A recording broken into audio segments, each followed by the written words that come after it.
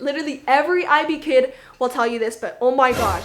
Aloha, I'm Katie. You may know me as the girl who got a 45 in the IB. My IB YouTube journey started in May 2018 when I did my results reaction video. I did the IB diploma program in the Philippines, by the way, and then I applied to college in the States and ended up at Cornell University in New York, where I now study information science. I am now a third-year student, and I think I have really realized how IB has impacted me in my life. And I don't think I gave it enough credit because, as somebody pointed out in the comments, sister has IB PTSD, and so I was a bit like, oof, don't talk about the IB, like, I'm done with it. So this video is gonna be 12 reasons to do IB. Let's start with the first reason, and it's that IB is a internationally recognized high school diploma program, and it is highly regarded as a challenging and a very well-respected program. In college apps, it does make your college application look more impressive, but I also want to say that it is by no means required, especially in the US, where I applied for university, it was not required. I have friends in the Philippines who did the local school system, who did a specialized STEM course, and those are acceptable too. So first thing is, you don't need to do the IB to study abroad. But the beauty of the IB diploma program being a global one is that it is recognized by a lot of different universities. So in my case, the Philippines normally has entrance exams if you want to apply to a university. I personally applied to one school here in the Philippines, Ateneo, and I didn't even take the ASET. I didn't take the entrance exam. I just submitted my IB scores, which is pretty late, by the way, because I only got my IB score in like July. But then I heard back from Ateneo really soon and I got accepted. But not only that, I got a full scholarship with a stipend because I did well in the IB. That kind of blew my mind because I had never gotten that much money in funding my education before. So I was like, whoa, that's crazy that they're gonna fund my 4 years school and they're also gonna give me money, like stipend for like living expenses. And I was like, oh my gosh, like the IB did me well. In the end, I ended up choosing to study abroad, but I do have friends who share similar stories where they were able to skip the entrance exam of their country. I think they do this in Germany and Turkey, maybe Hong Kong. It really varies between each university, but for the most part, this is like the most widely accepted program. I have friends in Hong Kong right now and Singapore who are getting a lot of IB credits as well. So I just think it's amazing that this program is accepted in many places around the world, and it can open up a lot of doors in many countries in the world. The second thing is critical thinking. Before going to the IB program, I didn't really know how to think for myself, simply put. Not gonna lie, I really just followed what my parents told me, what my sister did, because she was 4 years older than me and I literally just followed her footsteps. Basically, I started questioning a lot of things in my life because I was able to see things from many different perspectives. It was a big breakthrough for me because I was suddenly more motivated than I've ever been. Third is essay writing. This skill will do you so well wherever you go in life, especially in university. Expect to be writing a lot. Fourth is speaking. So IB is known to be really unique because there are a variety of ways that students can test their assessment. It's not just a test with questions, there are also essay prompts that you have to answer. There are oral pieces where you have to give a commentary analyzing an English piece, and there are also TOK essays and presentations, and there are listening comprehensions for languages. So there's so many ways that you're tested in the IB, and one of them is speaking. So I have had to learn to speak under time pressure because one of my English tasks was like I had 20 minutes to analyze a paper, and then I had to speak for 10 minutes straight analyzing the poem. And so I learned, number one, how to speak clearly, how to organize my thoughts, and also how to do it under time pressure and not let that stress get to me. Obviously, it's natural to feel nervous. Up to this day, I still get nervous, but I have now a framework that I can use to clearly convey what I'm saying. Fifth, oh man, time management. Literally every IB kid will tell you this, but oh my gosh, you become so organized, or like you have to be organized if you're trying to juggle everything in the IB, because you have your 6 subjects going on, and then you have TOK, and then you have your EE, and then you have your IAs, and then you have CAS, and then you have your social life, and then you have your extracurriculars. So there are so many things when you're an IB student, but I think it's also so rewarding because the IB pushes you to have a life outside academics, and that's why they do CAS, which is creativity, action, and service, because they want you to be able to create. They want you to still be active and healthy, and they want you to volunteer and give back to your communities and do service. Sixth is appreciation for language. In English class, I would enjoy overthinking certain pieces or poetry, but that's only because I kind of thought it was like a big joke. You know, the curtains are are blue. It can't possibly be that deep, but I had fun anyways because I've always been pretty creative. I love reading books, watching shows, and just escaping. And so I was like, I love analyzing things because I just make up stuff. But then now I look back and I realize that that wasn't a joke to me. It was actually a really deep appreciation of language. And now I actually do write a lot of pieces on my own. I'm low-key trying to write a YA book on Wattpad right now because it's NaNoWriMo, or National Novel Writing Month. I also write poetry because I am doing the creative writing minor program in college. Langlit gave me the skills to break down the rhetoric of these pieces, to see how certain news articles try to incite anger, try to incite fear. It's been really cool to see it on the inside. I touched on this earlier, but personalized learning. The IB has a lot of different ways where you can show your learning, but even within those, you can really tailor them to your interests and use IB as a way to dig deeper into a topic you care about. One of my favorite projects in the IB was I got to develop a mobile app for my high school's lost and found system. And number one, it was such a cool opportunity because it had always been a dream of mine to build an app. But number two, it counted for IB. And because it was an IB IA project, I got guidance from my computer science teacher who taught me, who supported me, and gave me, you know, the nudge I needed to make that app come through. Because let's be real, I won't always have the motivation myself to just decide one day I'm gonna code an app. Like, no.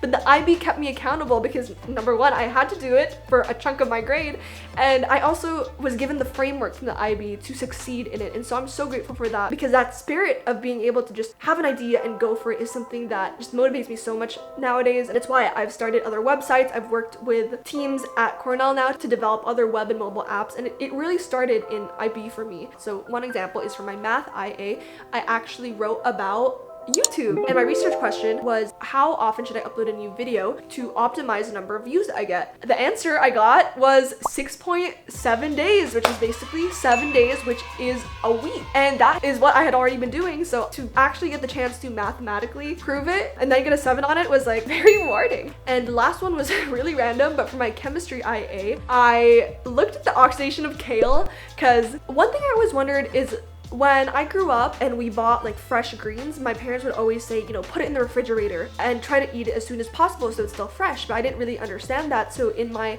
chemistry IA, I think I looked at the amount of vitamin C in kale and whether it actually degraded over time because of oxidation. And I found that yes, it does. But to scientifically see that was like, whoa. I had never really associated as a physical sciences person because I'm more like computer science. It was really cool to have my perspective broadened. I was forced to do it, but something cool came out of it. Another thing I really liked about the IB is that you get to explore 6 subjects deeply across the 2 years. This is a bit different compared to, let's say, AP, where my friends have taken like, I don't know, 12, 16 AP courses in the span of their 2 years. And it's because they study more subjects, but in a shorter amount of time. Whereas in the IB, you really go deep for 6 subjects in 2 years. For me, I thought the IB was a perfect balance between APs and A-levels because number one, I was 15, 16 when I was doing the IB, and I didn't know what I wanted to do in life. I still don't know what to do in life. Like, I just turned 20 and do I know? No. Sorry, I just like nearly got into a life crisis there. But IB allowed me to explore, to focus on the subjects I cared about, and that was computer science, economics, and language and literature, which I took at my higher level. And then I got to take other courses that I still thought were important, and that was math, Chinese, and chemistry. The IB allowed that difference in level to focus on something more and then something less, but then still get that holistic package. And that brings me to my next point, that IB really makes you a global citizen. I love meeting people around the world from different cultures because I grew up in the Philippines. It was pretty homogenous, and I used to think I was the most basic person ever. That's just a result, you know, of growing up with people who looked exactly like you, who had very similar life scripts like you. But when I got to study abroad, I got to meet so many different people who actually thought I was interesting. You guys are the first people who thought I was like semi-interesting, or like you basically validated me, because I remember getting comments about like how my experiences were so interesting or unique, and I was like, what? What I realized is so cool is this YouTube channel and the internet has truly helped me see how many cool communities and cultures exist out there. But I love that the IB has given me the tools to analyze problems from a global perspective, and more than anything, it has given me the curiosity to learn about these things and to explore what the world is outside the community I grew up in, the one I've only ever known. And the next benefit is something I just experienced this 2020, but it's that IB is such a great tool to connect people around the world. When I announced a few months ago that I had made a website for IB students and that we really low-key needed help from graduates to help volunteer and mentor these students, I didn't expect the overwhelming response of people who, number one, wanted to give back, but also I didn't expect the diversity of people who wanted to help. Like, I was so mind blown to see people from Australia, Ghana, Spain volunteer. I was like shook to see how international we are. Like, you right now, you're probably somewhere cool is all I'm guessing, because I realized that people who watch my videos are very, very international, like around the world. It was so special to me because I never knew a world outside the Philippines before I started my YouTube channel, and so that's just like a quick love you and thank you for showing me that. I also owe IB credit to that because the IB, number one, is an international program, so it's natural that a lot of students around the world do it, but also I think IB instilled that curiosity in all the students. And so when we met up as a team for IBlieve and as a community, all of us were like, we were on the same page. Like, a lot of us have already been like pretty woke in that, like, we had to research other countries, we had to look at different issues, and so we clicked instantly because we had the same educational foundation. And also we struggled a lot because the IB is not easy. We bonded over all our struggles. We knew all these acronyms that people threw out, like EEs, IAs, TOKs. We just understood, and that is precious, guys. I will tell you, because other times I have spoken to people and I would say like, oh, I did the IB, and they're like, what's the IB? Like, investment banking? It's a very special moment when you find someone who also does the IB and understands everything that it entails. And my last reason before I go into why people might not want to do IB or shouldn't do IB is that I love how holistic the IB was. Academically, IB is definitely rigorous. It's a lot of work, a lot of assessments, and truly is a study grind. But outside of that, I also got to write an extended essay on a topic I cared about. And back then, during high school, I was really interested in cryptography. So that was a computer science EE, and I was really interested in like privacy and how our information was stored safe online. And I got to really dig deep into that and use it as an excuse to learn it. And up to this day, like, I remember for one of my college classes, actually, one of the algorithms came up, RSA, if you know it. But I was like, oh my gosh, I actually learned that in IB. It was just validation that what I did in the IB actually was really helpful in college. Now, I've talked about all the benefits and ways I've gained from it, and I've also tried to sprinkle in some comparisons for different countries. But the main three reasons I would not do IB or may not do IB is, number one, if you are not looking for a holistic curriculum, like I mentioned earlier. Some people do have a better idea of what they want to study, and I think programs like A-levels, if they're accessible to you, are much better suited for that because you can go really deep into topics you care about. Some people don't care about having multiple skill sets, so like if you want to be a researcher and you know that, I don't know, you just want to write, then that's the skill you'd want to focus on, right? And like, you probably wouldn't care much about speaking or listening or presenting as much, even though arguably, like, from my perspective, I think like all the skills I learned in the IB is applicable in any field, and communication in general is like very important. But you know, other people just know that they don't want to be doing all the extra things in the IB. So, you know, that's okay if that's not for you. But for me, because I was still very open-minded, I didn't know what I wanted and I wanted to be able to explore all of that, IB was a great platform for me to explore all my interests and get the guidance through the curriculum's framework. Second is, IB may not be accessible to you. It requires attending an IB school, which may not, I don't know, it may not be near your area, it may not be accessible. If you want to see if there is an IB school near your area, just go to the IB website, type in your country and see where the schools are and then what the applications are like. Realistically, it is not accessible to everyone. And like I mentioned earlier, if you do want to study abroad or if you do want to study your local country, there are other programs you can do, and you don't need IB if you're not able to access it. And finally is, I don't know how to say this without being like harsh, but if you don't have an open outlook, if you don't have this growth mindset and this want to learn, the IB is going to be very challenging for you, because the IB, in my experience, demands people who are ready to put in the hard work, who want to learn, or at least are open-minded about it. And number three are people who are just mentally ready for the challenges. If IB is something that could compromise your mental health and that's not a risk that you want to take, then by all means, like, I respect that, and I think people should respect that too, because IB can be stressful, it can be a lot. In my previous video where I talked about I failed many times before I got a 45 in the IB, I tried to talk about what it was like handling IB on the worst days when I really, you know, like saw no hope in passing.